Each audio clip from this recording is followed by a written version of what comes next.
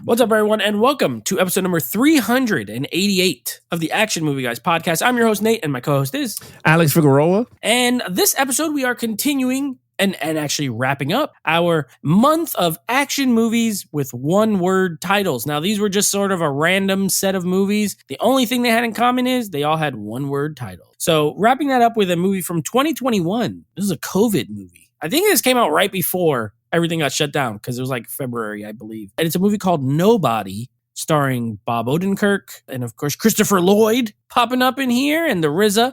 So we're going to be talking about this movie here, giving you our 2 cents. Now, before we do, let's go ahead and give you some... Oh, well, first let me ask, Alex, I already know because I've known you since this movie came out, but you did not see this in the theater. You saw this after the fact, correct? I got this on 4K. Yeah. Okay.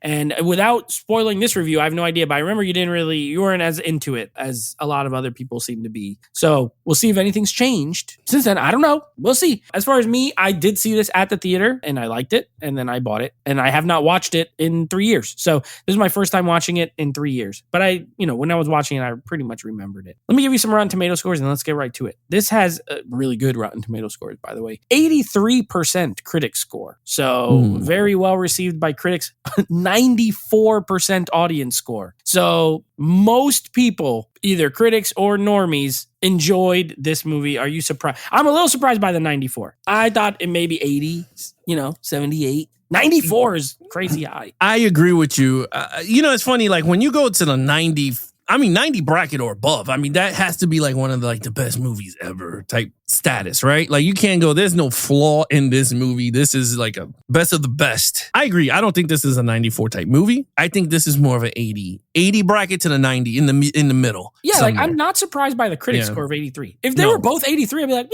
yeah. I agree. 94, I was surprised. Not saying it's a bad thing. I'm surprised that many people all loved it. So let's get right into it. We're going to start off with our lead character. He is, of course, played by Bob Odenkirk. He is, by the way, if you don't know who that is, he's not an action guy. He's Better Call Saul. He's Saul. Yep. From Better Call Saul and from Breaking Bad. His name is Hutch in this movie. Alex, what did you think of Hutch? Okay, so he was good. Family man. Dedicated family man. This dude is into his family, but he has dark secrets, skeleton in the closet. He's a lethal killer inside, but no one knows. Family doesn't know. But honestly, I liked him. I thought he was really good. The character himself was very intriguing. Didn't want to do stuff, but they forced him, to do it. Came out and then, they know who he is. See, it just too much similarities to John Wick. I think that's the problem that I have with the movie. Not much, which we'll talk about in storyline, but in terms of character, it just has a little bit of.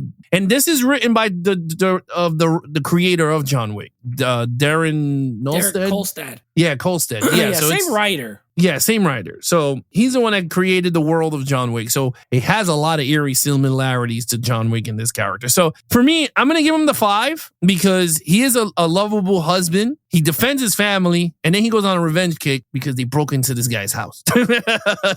And, they destroyed a lot of stuff. So pissed him off. So yeah, I gave him a 5. Wow, I'm surprised. Yeah. I gave him a 4. But I agree with you. I think he is a good character. I like Bob Odenkirk in the role. I like that they cast someone that you wouldn't expect to be in that role. Not a big guy. He looks fit, but he's not a big, jack guy. He is a family man who used to be in the military. He was in the military and he was like the agent that would go in and like clean stuff up. He was the fixer. Like, oh, this stuff, we need to get rid of them off the books type of thing. So I do like the scene where he goes to the tattoo shop and the guy sees his tattoo and he's like, I'm going to go hide in this room. And he closes when he closes the little window and then the other tattoo's like, how may I help you? Like, we don't want any, if that guy's scared of you, we don't want any problem. And yeah, I think that was good. Also, he's a family man who's like, family doesn't even like him. Like his son is like, you suck. You're going to let me get shot the other night. You wouldn't even hit that lady with the golf pole. The daughter's the only one who like loves him and gives him hugs and stuff. The wife they sleep with a pillow in between them, which is just, that is like next level. I don't even want to look at you. I'm going to put this pillow up. So it's kind of pitiful in that way. He never remembers to take the trash out. He's very unassuming. And then when these guys break in and he wants to get his daughter's little bracelet, which by the way was under the couch, but he wants to get his daughter's bracelet, it leads him on to this night of stuff where these guys come in. They happen to be like Russian ties to the Russian mob or whatever. He beats the crap out of them and it makes this whole thing. All that to say, I think it's a very good character. Yeah, I give him a 4. I think he's very good. I don't know I think his personality doesn't allow me to give him a 5. He's just like, he doesn't have the super cool factor and he doesn't have any he's just like, he is a good character though. So I give him 4, you give him 5. All right, now villain. Now in this movie, there's the Russian mob, but there is one main villain. His name is Yulian Kuznet. I'm not gonna try to say it. Yulian, we'll call him. He is. Oh, this is a weird role. He's essentially the bank/accountant/ keeper of the money of the Russian mob. They have this thing that's essentially a retirement plan, a pension, if you will. He's the one who oversees that. And his brother is one that gets beat the crap out of him on the bus. So what did you think of him as a villain? Yeah. I give him 2. 2? Okay. A 2. Tell me about it. A 2. Yeah, I mean, you said it right. He's an accountant. But look, it goes down this John Wick train. I just, if he could have not been it could have been a Chinese freaking triad or something. Why gotta be Russians? Why had he had to write all this stuff with Russians? Because then to me, when I'm watching this, I'm like, this is such in the same world as John Wick, in that world. But yeah, I agree with you. The brother gets his ass beat on that bus real bad. And then he's like, who did this to you? Who did this to you? Yeah. So, and then he wants them and then kill them, the whole thing. But yeah, I mean, honestly, at the end of everything, he reminded me of the father of the first John Wick movie. Where this one, he gets a little hands dirty. He just gets a little bit more hands dirty than the father. Well, you know what? Yeah, I'll give it a 3. I'll be nice. I'll bump it up by 1. I give him a 3. Let's do that. I give him a 3. I thought he was good. Okay. Yeah, I give him a 4 as well. I liked him because at the end of the day, when we were scoring these villains, you got to have a couple things. Personality goes a long way with That's a villain, true. As it should, but they got to get their hands dirty. You just said it. This dude, even at the beginning, in the bar, he's singing karaoke. He's all goofy. And they're like, whatever. This guy's just singing. And then the guy's like, we don't trust you because what are you doing on this? And this dude literally just breaks this glass, jacks this dude up, kills him, slices his throat right in front of them. They're like, do you know who that was? He was part of he's like, I don't know who he was and I don't care. I said, okay, he's about business. Yeah, he's an accountant kind of, but he also kills. And at the end, he's in there shooting. He ain't he has henchmen that go with him, but he doesn't just hide and let them do everything. He's not trying to escape all the time. He literally goes in the building. He's shooting the machine gun. He has to get blown up at the end in order to die. So I liked him. I don't think he's the most perfect villain. As far as the Russian thing, I don't know. I feel like Russians have been the villains in movies since the freaking 80s. It's always Russians or Chinese. Those are the 2 most common villains. So yeah, it's a little on the nose in that it's kind of a generic choice, but it works. I think that whole sort of Russian lifestyle, they're sort of, when they're rich, they have this certain way about them. It does work cinematically pretty good. So I don't know, but I liked them. I gave them a 4. So 3 for you, 4 for me. All right, action scenes. What did you think here? I give it a 5. I thought the action was really good in this. It was really perfect for this type of movie. Hutch did a great job. The warehouse scene, the gun firing, the bus fights. I mean, you name it. I thought it worked very well, so I give it a 5. Yeah, so you do have a lot of everything, and actually, because you get the bus scene, which is all hand to hand fighting, no guns. I mean, there's a knife, there's a pole, but it's all hand to hand stuff. It's not all shooting, which one of my pet peeves is when everything is shooting, just nonstop guns and firing guns and stuff like that. I'm not too crazy about that as an exclusive way to do action. So you got the bus fight scene, which is all hand to hand physical stuff. Then you do get a little bit of a car chase here, and I know you like car chases. You get a little bit of a car chase with the when he steals the dude's Challenger. That was fun. I love the shot where the cars are nose to nose and they're just shooting guns out of the windshield. Very well done. And the warehouse scene is great. This dude is firing freaking poles at people. It's like booby trapped, like Home Alone. And then the RZA shows up and his dad, Christopher Lloyd, shooting people with a shotgun is exactly what I didn't know I always needed. I needed to see that. So I gave it a 5 as well. This has really, and this director, I've never seen anything else that they made He has he's another one. He has like a foreign name, so I don't want to butcher it. Ilya Neishuler. I have no idea. He's a younger guy. He's only 40. So yeah, I have no idea what else he's made. But did he direct? He directed Nobody. Yeah, that's it. I mean, he's done some TV stuff and music videos. So he's got a good eye. I liked him. I like the action. 5 for me as well. All right, storyline. Okay, I gave it a 4. I thought there was a premise there. And I mean, I understand what you say with the whole Russians thing is very generic or whatever. But I just think when you write a masterpiece, right? When you write a big time franchise like John Wick, and then your next movie has nothing to do with that world, comes out and is eerie similar to that, I don't know. Like for me, it's just like, can you write any other thing besides that type of world? And I think like when Nobody feels like it could be part of that world, unless that's what he's trying to go for, sure. I mean, I'm okay with it. But if you're gonna write another piece of action movie or franchise, or you try to kick up a franchise and it's eerie similar to the one that made you famous, I don't know. To me, I can't give kudos. I don't. I'm like, can you think out the box in this situation? In terms of it, I thought he did a great job here. I gave him a 4 because I think he one thing he does very well is world building, and this is a really good world building that he did with this type of character, an old,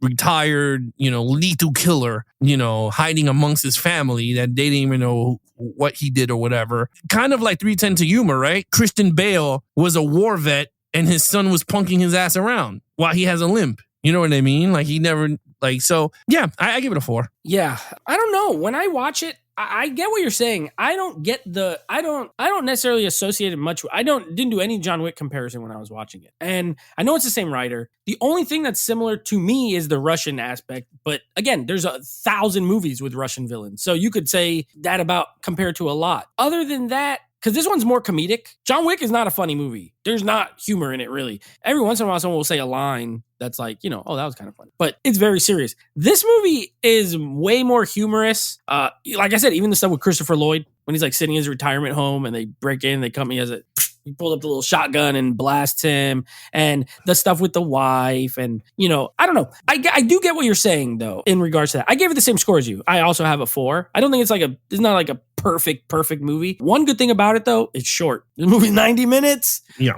We be watching some movies sometimes here that are everything's got to be 2 hours plus for no reason. This is lean, which I like. It knows the story it wants to tell. It's very simple. I do agree with you. I think they do a good job of setting up this, each side. But other than that, there's still some mystery. Like you don't get a ton of backstory on him. He says his dad was, also in the military or whatever. All you get of that is that he knows how to kill people, but you don't really get too much. I like the brother aspect that they don't really go into it. Obviously, his brother is black and he is white. So he's adopted, but like they don't go into how that happened, how he came into the fold, what he did. Because remember, he tells his son like, oh, call your uncle. Because your uncle saw, he's a military guy. He's like, oh yeah, I'll call him again or whatever. And there is some stuff that's unresolved, which is why I gave it a 4. Like that, like the stuff with the son. I would have liked to have seen something else happen. Like his son kind of was like, you suck. You're kind of a wimp. And they never really resolve that. Like him and his wife, they resolve. Right, all of a sudden she's like super hot for him because he's now beating people up and locked them in the basement. So she's like, "Do you have a basement?" When they're buying the new house at the end, I like that, but I wish they did something with the son. So there's some loose ends. That's why I gave it a 4. I feel like they could have tied things up a little neater. Whereas just as far as if we are going to make the comparison of something like John Wick because he's the same writer, that is tight.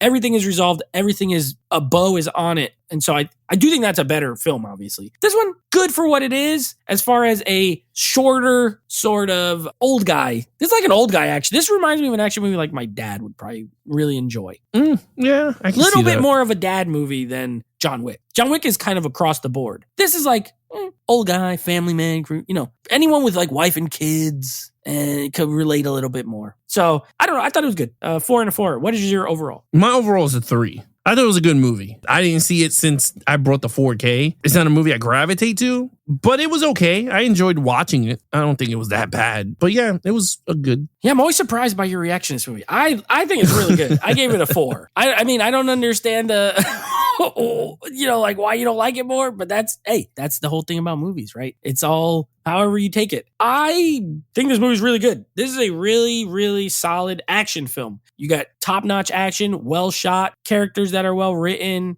a cool soundtrack too. I like the soundtrack on here. I like when Pat Benatar comes on when he's stealing the car. That's a great song choice there. But it's not like one of those movies that's like full of needle drops where it's just like a ton of, pop songs that everyone knows, which I also like that. Yeah, it's fun. And again, it's 90 minutes, perfect runtime, especially after watching all these 2-hour Chinese movies where I got to read the whole time. This is great. I said, yes, 1.5 hours, baby. So a 4 for me, a 3 for you. What's your total points? A 20 out of 25. Well, we somehow ended up just 1 point apart because I have a 21 out of 25. I think it's because you gave 2 5s and I gave 1 5 and it balances out to 1 point difference. So that's nobody. Guess what, Alex? It's time for a new month. A new month is upon us, which means we are changing. Now, I know Angelina is going to be excited about this next month. I know she's going to want to watch all these movies with you because we are doing, finally, after 4 million episodes of this show, we're approaching our sword and sandals month. We're going to be having beefy men in little skirts and with sandals on. Now, I tried to mix it up, okay? So I'll give you our next, obviously, Once Upon a Time in China 4 is our next franchise movie. We still have a few of those left. Here are the titles for Sword and Sandals Month. A lot of these are Greek, I think. One of them is totally fantasy, which is cool. And the other ones are more realistic. So we have a little movie, and I'll just ask you if you've seen these. The first movie up is going to be a movie called Centurion. Have you ever seen Centurion? No. All right. This stars Michael Fassbender, by the way. Okay. So you get Michael Fassbender. I think Olga Kurylenko or whatever, the girl from James Bond, Quantum of Solace. Oh, okay. The skinny chick. Yes, the Russian. Okay. She's in here. All right. The next movie, this is the fantasy one, is a movie called Immortals. Have you seen Immortals? Nope. All right. This one stars Henry Cavill. This was just after or before. I don't know if it was before or after Man of Steel, but it is Henry Cavill. Mickey Rourke is in it. And then a bunch of people. This one is more fantasy based. So keep that in mind when you're watching it. It's not realistic. It's a little bit more, but it has the same, thing. All right. Next up, I don't think you've seen any. Maybe you've seen the last one. The next movie up is called The Eagle. Have you ever seen The Eagle? No way. The hell is where did you get these movies from? No way. All right. The Eagle. Never even heard of it. Stars Channing Tatum. Oh, yeah. Definitely did not even. Channing Tatum. But you know who else is in The Eagle? The guy you liked from Jumper, Jamie Bell, the other guy. Okay. Yeah. He's in this movie as well. And this one, I think, is directed by someone who's done some stuff. Kevin MacDonald is the director. He did like The Last King of Scotland, which is a good movie. Yeah, I don't know. I've seen this movie and I can tell you right now, I don't remember it at all. So that's why I picked it, because it's got guys in skirts on the thing. All right. And the last movie is probably the most famous of the movies that we're going to be doing here is a movie called Troy. You've seen Troy. Brad Pitt? Yeah, I've seen it twice in the theater. So this one's long. So this is our long movie for the month. It's like 3 hours long, but that's okay. We got Brad Pitt. We got Orlando Bloom, Eric Bana, Peter O'Toole. This thing got a cast. Rose Byrne. This is the movie that you see the airplane flying over. Can't wait. You ever seen that scene? There's a scene that the camera.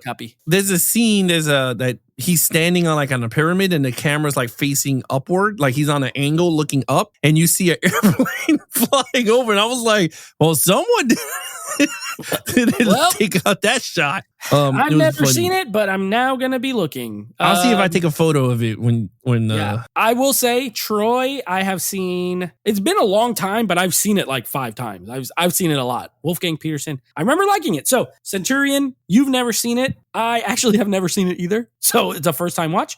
Immortals, I have seen. You have not. The Eagle, I have, but I don't remember, and you have not. And Troy, we've both seen. So tell Angelina, get her popcorn ready. We get to watch some sweaty men in sandals.